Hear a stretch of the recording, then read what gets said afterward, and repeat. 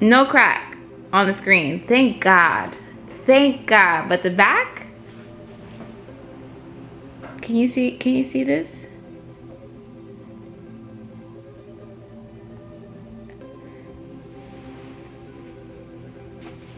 Stay tuned for story time, okay? Stay tuned for story time because I'm getting this done. I'm getting this done. Hey, everybody. Hi, everybody. Welcome back to my channel. My name is Karima, and I am powered by power. Thank you so much for clicking on this video. It almost didn't happen. Stay tuned for the end so that I can tell you how my phone looks like this, okay? But I'm gonna do this video because obviously this video didn't, the enemy just didn't want me to get this video out. But ha, joke's on you, enemy, because he be trying it. Anyway, this is what episode are we on? This is episode 5, the number of grace. Episode 5 of a series that I'm calling Why I'm Still Single. Every time I say that series, my prayer in my head, the title of that series, my prayer in my head is like, Lord, I hope this series is not gonna be the same thing next year because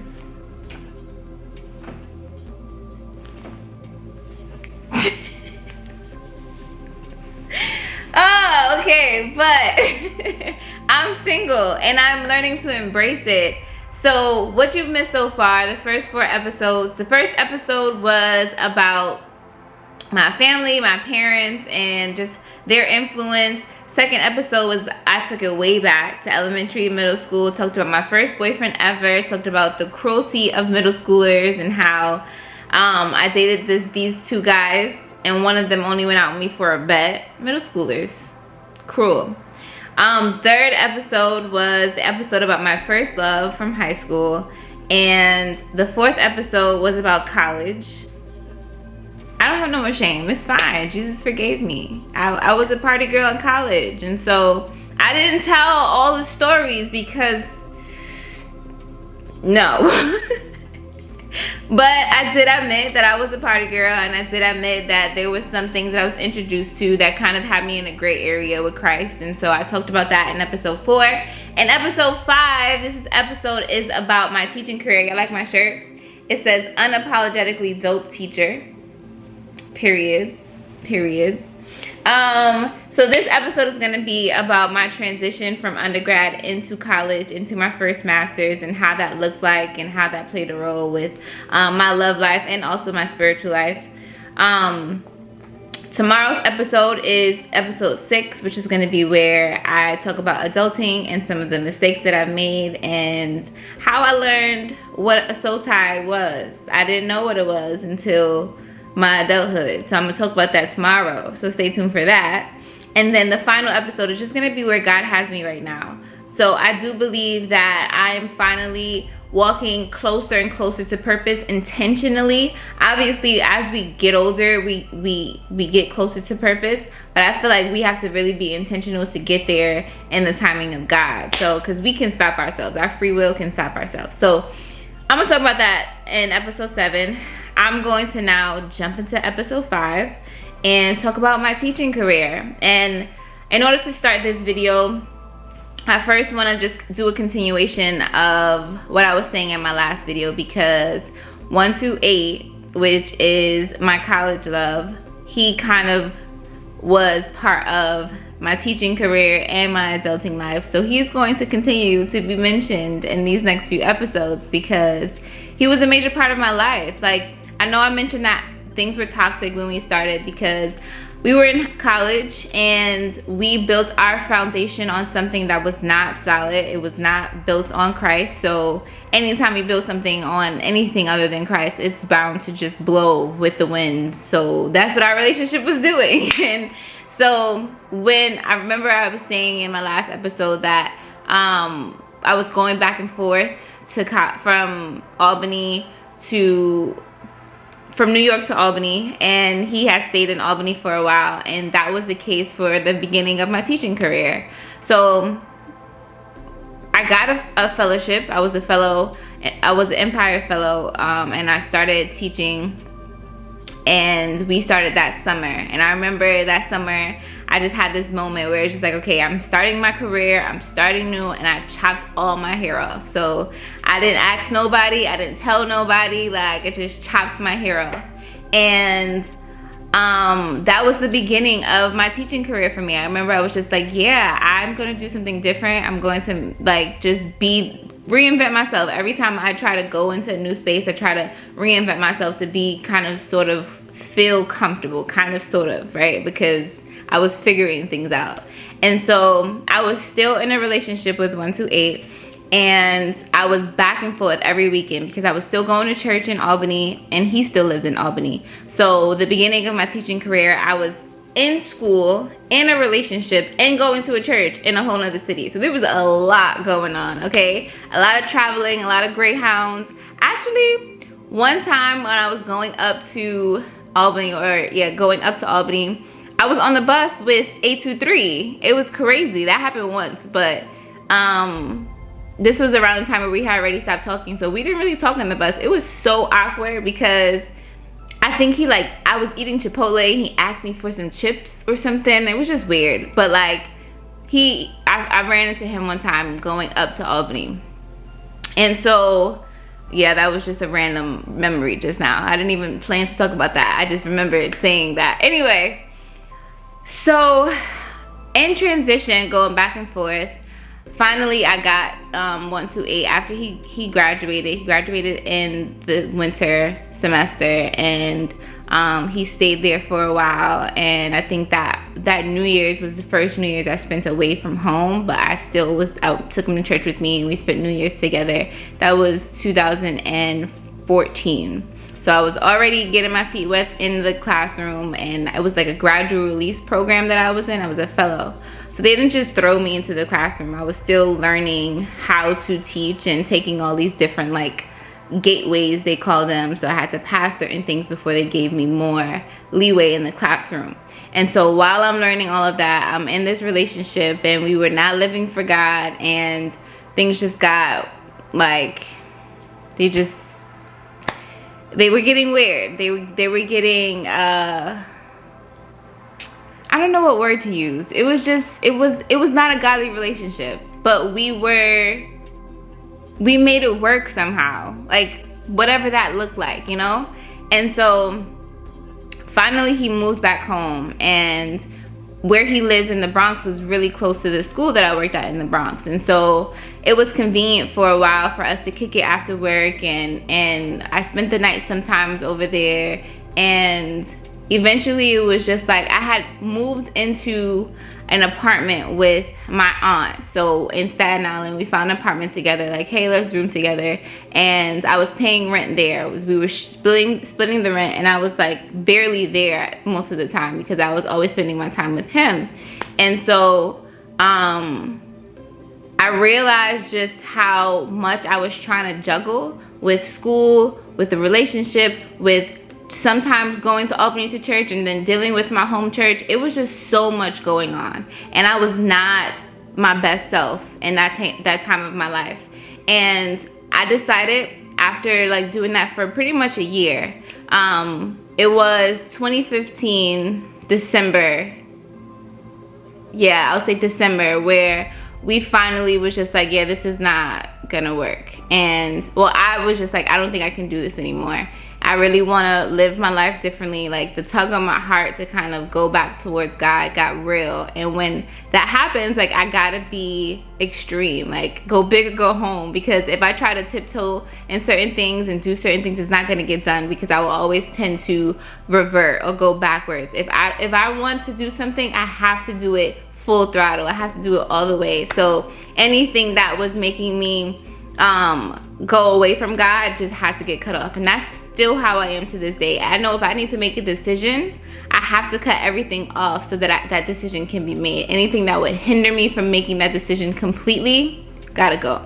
So 128 had to go. I remember the conversation we had. I was sitting in my car. I had finally bought a car 2015 for my birthday. I was doing big things, right? Like, I was trying to be an adult, trying to live this career life. And I was sitting in my car that winter. And I remember having a conversation with him and telling him like, I gotta do something different, and explaining to him nothing he hadn't heard before, because it was the same song and dance with us all the time. I would always get convicted. I would tell him about my convictions. He would like either be down for a while or be like, nah, because whatever. And that time we just ended things. And so 2016, the first Sunday in 2016, I remember being home and I was just like, God, I need something different. I don't want to continue to be out here in these streets trying to live for you and be for these streets. Like, this is not the way to live. And it's been, at that time, it was like a year and a half into my teaching career. So teachers, for some reason, well, maybe it's just my school, I don't know about y'all, there was always a happy hour.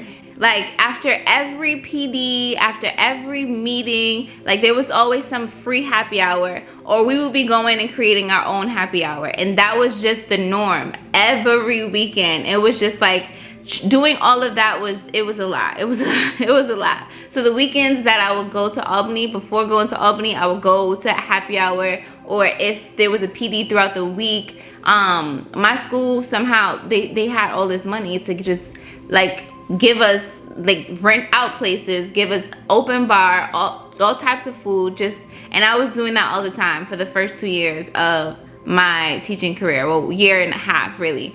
And dealing with that relationship, all of that kind of just made me a person that was unrecognizable. I was with these two co-workers. We started at the same time. We got really close, and we were just always at the happy hours. And if there wasn't no free happy hours, we were going to BBQs and having like 2 big Texas-sized drinks on a Friday after work, because it was stressful. First year of teaching was stressful, so that was our way of relieving stress, just going to get lit, and whether it be free or whether we paying for it for ourselves or whatever. So I was just, to say the least, a mess during that time. And it trickled into my relationship, and it trickled into like my home situation, and it trickled into my spiritual life, and of course, because my spiritual life was just a roller coaster. And so finally I decided enough is enough, and I'm gonna just cut it off. And so when I did that, like I was saying, again, sorry, I be all over the place with my stories, but you gotta follow me. I was saying that the first Sunday of 2016, I decided to do something different. I didn't want to keep traveling back to Albany for church, and that also needs another story. Maybe I'll do my own video on that, because that just got mixy. I wasn't really feeling my home church anymore. I felt like I needed more. I felt like I didn't want to be in church all Sunday. I felt like that there was not enough growth there, so I had to move from that. And I just was like, God, I don't know what I'm supposed to do, but I need you to help me figure out something. And so that Sunday I stayed home. I didn't go to Albany. I didn't go to my home church, and I decided to watch Juanita Bynum's No More Sheets. When I tell you that thing changed my life, like changed my life. Now, that whole year, 2016, I feel like was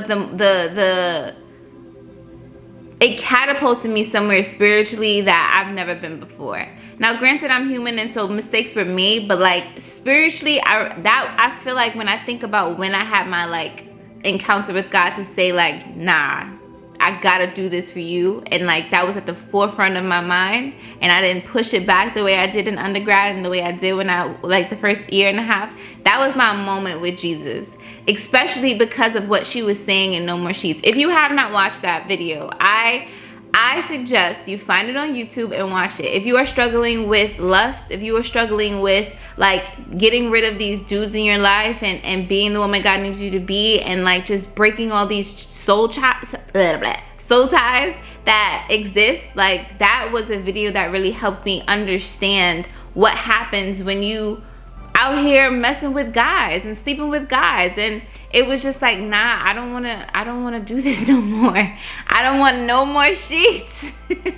No more. Something that she said in that video that still sticks with me is just like, you can't be in a relationship and have a real good relationship with anybody because you are still tied and married to all these other people, and you got to be able to get rid of those sheets and just like you got to deal with it. You got to deal with it. And so I remember sitting down and writing a list of the guys that I had been with at that time, and I'm just like, I need to really purge them out of my system. God, I need you to deal with this. I need you to help me to get this out, because I really want to be in a relationship with a man of God. I want to get married. I want to have children. And I don't want to keep being out here messing that up for myself. I don't want to keep being out here being unfaithful to you, Lord, because I'm supposed to live for you. My body is a living sacrifice, holy and acceptable unto you, and I have not been treating it as such. And so that video, that sermon really changed my perspective. And yeah, so after watching that on the first Sunday of 2016, it dropped in my spirit to go to my mom's church at that time, and she went to church in Queens, the same church that I talked about in my last video in college, where they had the camp. So I decided to go there. I remember having that great experience with all those people there, and I was like, okay, let me try this church, right? I had only been there one time on a Sunday, and that was to do a dance for camp, and that was like right after camp. So I hadn't been there in 2-3 years. So I was like, yeah, I'm gonna try this. And I knew the people there from camp, so I would see them in passing and say hello, but we weren't close like that. I hadn't seen them in years.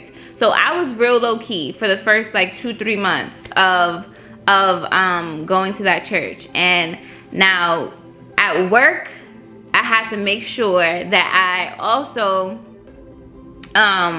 was not dealing with the same people. So like, I don't even think I really had a conversation with my friends that I was hanging out. I just kind of just started moving different, and like I would just say no to hanging out with them, and I would like go down certain staircases to avoid seeing certain people that I was talking to that just was not, their head was not in the right spot. And I just was moving different. I didn't have to really say nothing to nobody at work because I didn't feel like I needed to. Because I put myself in those decisions. I wasn't in those positions. I wasn't forced to do it. So when I wanted to do something different, I couldn't be like, oh, hey guys, let's not do this. Like, if y'all want to keep doing that, fine, do y'all. Like, that's cool. But I just won't be going. So I stopped going to all the after parties at PD. I stopped hanging out on the weekends with them. And I just was moving different. So much so that I didn't even like, if I knew they was going to be at a certain end of the hallway, I would take the other staircase so I could avoid certain people. And so things started aligning at work and in my relationship with God. So I started going to this church for the first couple of months. It was great. They had conferences. They had, this was the first time I did a, what do they call it? Consecration. So for 2.5 days, really, they don't eat anything. The church is open 24/7 for these 3 days. And it was the best thing that I've ever experienced spiritually.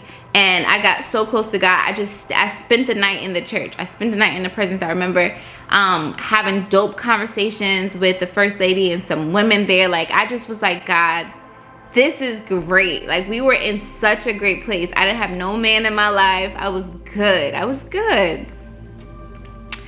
So then, still teaching, still doing my career, I met this guy at the church, real churchy dude. He loves God, and that's what kind of attracted me to him, but that didn't last long because homeboy was just like, yeah, you my wife, after we only talked for like 2 weeks. And I'm just like, excuse me? I don't know what God you talking to, but my God didn't tell me that. So it was just like, no. So I decided to like take a break from him. Mind you, I'm still in this spiritual high, like loving my experience at church. I was going to Bible studies, young adult Bible studies on Tuesdays. And so like, I'm like, nah, I can't be that like tapped out. Like, how you telling homeboy, you my husband? He's my husband, I'm his wife. No, God told him I'm his wife. God didn't tell me nothing. And I'm just like, I'm spending all this time with you, Jesus. How am I supposed to know that? I didn't feel that. I don't feel that. Like, we just hanging out. I don't feel that. So I decided to take a 7-day fast to kind of hear from God. I didn't even want to talk to him at all. After that, I came to church, and I had some skirt on, and he was like, yeah, the colors in your skirt confirmed it. You my wife. I'm just like, excuse me? Because after fasting, I don't want to talk to you. So how? Homeboy is now married with a whole baby. Like, no, I don't know what he was talking about, but it's like, church dudes kill me. It's either they too churchy and they try to force you into something, or they in church and they for the streets. Like, they for the streets. So I had both of them at this church, this particular church. I had the really, really churchy dude who was like singing and speaking in tongues in the drive-thrus of McDonald's, like just doing all this extra stuff. And then I had the church boy who was, I'm trying to see how I want to say this without giving away too much, but if you know, you know, whatever, right? Musician, and just like, I don't want to say he was wretched, but he was just like, he had that I'm gonna live my life attitude, and I don't really care what anybody has to say, what anybody has to think. I'm gonna do me. I'm gonna do what I want, and I'm gonna still wake up at 7 o'clock in the morning and play for Jesus. And I'm just like, oh yeah, that's how you living? So after I finally got everything situated at work, I was good with like any temptation at work. So teaching at that point was fine. But now I'm in this new environment at church, and I got rid of the churchy boy, and then all of a sudden this musician comes out of nowhere and kind of just like, our encounter kind of really opened my eyes to what a soul tie was. And so I'm not going to talk too much about that in this episode. That's going to be for my next episode, because again, I think the story of my life, the common thread here is that anytime I am trying to live for Christ and I make a declaration and I'm sold out, I gotta be aware of the distractions. I gotta be aware of I gotta be discerning. I gotta pray for discernment, because I don't be seeing how the enemy be trying to put his foot in the door. I didn't see. Now I'm just like, nah, that's the enemy, because it's gonna distract me. I know myself well enough now to know I can't do certain things or talk to certain people because they're going to distract me from my focus. Right now, I have tunnel vision. I'm focused, and I'm going to talk about that in my 7th episode. But then it was just like, okay, you had a good 5-6 months of worshiping Jesus. Let's see. Let's put this little test here and see how you going to do with this. And so, yeah, it was an interesting time, my first 2 years of teaching, because like I said, I was definitely in this gray area and I was not focused like I needed to be.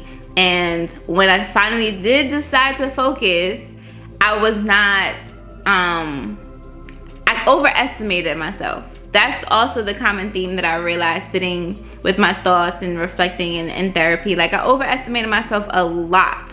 So the time where I changed churches, I was on the spiritual high, doing consecration, sleeping on the pews in church. Like, not like that, but that's what we did in consecration. We slept in the church because we wanted to be there. So that Friday, it was Thursday, Friday, Saturday, we just stayed in the church. It was like a shut-in. So if you know what a shut-in is, you know what a shut-in is. And so all of that, conferences and Bible studies every Tuesday, that I think I even started going on Thursdays. Like, the enemy was mad. He was mad. And so he sent a distraction in my life in the shape of a musician. And I'll talk about him in the next episode a little bit more. But what I want to share, because again, I don't want my story to give anybody the idea that, okay, she did this, she went through this, I'm gonna be alright. Because when I tell you, if I could have avoided some of these things, of course I would have. I do believe that I could have been in a very different place if I would have learned from certain mistakes and avoided certain pitfalls. But everybody's story is different, and this is just my story. This is my story. This does not have to be your story, which is why I'm sharing it, so that you can know, like, when you are on a path, when you are sold out for God, there's going to be attacks, there's going to be temptations, and we have to be even more diligent to be aware of what those things are. And so in this stage of my life, going through all of these stories, retelling all these stories, I'm seeing how, girl, you didn't see that coming? You didn't how you didn't see that coming? And I was just blinded, because in the moment it's hard to kind of see those things, especially if you don't have the right accountability, especially if you don't have the right discernment, if you overestimate yourself and think that you can play with fire because you spent 5 months with Jesus. Like, no, you need to be sold out, and you need to continue to put your flesh under subjection, because we are human and all have sinned and come short of the glory. So I want to leave you guys with the idea that when you are on this path and when you decide to live for Jesus, you have to be even more prayerful. You cannot stop eating that daily bread. Like, you got to eat that daily bread every day. You got to have a prayer life. You have to increase your prayer life. Like, you cannot, once the enemy sees you slacking, he coming for you. He gonna come for you. That's just it. Those who live godly will suffer persecution. That's Bible. That's Bible. And so the enemy is just waiting. He's just waiting to see you slip up. He's just waiting to see you miss a devotional. He's just waiting to see you just out here slipping. And he knows what you like. So he's going to bring what you like and wrap it up in a nice pretty bow. And he's gonna deliver it to your doorstep. He's not gonna make you work for it. He's just gonna be like, okay, here you go. I see you ain't read your Bible today. Here you go. I see you ain't pray today. Here you go. He's waiting. So we gotta stay with the armor of God. I have a video on the armor of God. Put that armor on every single day so we can fight this. The only weapon we have is the word of God. When Jesus was tempted, he fought with the word of God. And so we gotta make sure we are equipped to fight this battle. Okay? Because the enemy is a clown. That's it, and that's all. And so if anything my life shows you is that the enemy is a clown, he's going to try it. But at the end of the day, only what you do for God is going to last. And his plans is going to always be what prospers us. His plans for us is for us to prosper. So the enemy can try all he wants. He's not going to win. No weapon formed against me shall prosper. Period. Anyway, so thank you so much for watching this episode. I know my story times be all over the place, but hopefully you were able to follow me. And if you weren't, and if you have questions or you need some clarity on something that I said, or maybe I didn't finish a thought, comment down below. Let me know how you're feeling. Let me know what you thought about this episode. Yeah, like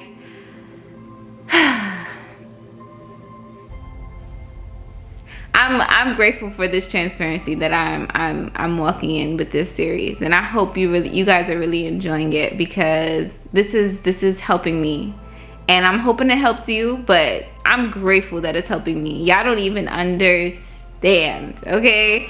This is going to take me to another level, because I just needed to release. Like, I'm gonna say this every episode, because this is what this is for me, and I'm grateful that God has given me the green light to tell my story so that he can use me in ways that he needs to use me. And so I'm hoping and I'm praying that this is blessing somebody to do the same, to get the courage to live out loud, to be bold, to be transparent, to be honest. Even if it's not with the world, you don't have to tell your story to the world.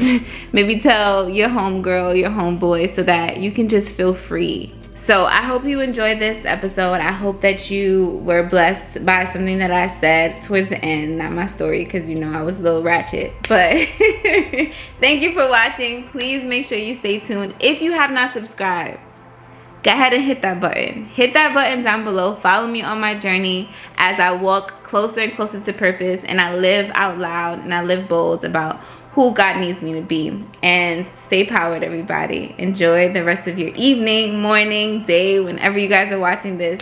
Love you guys.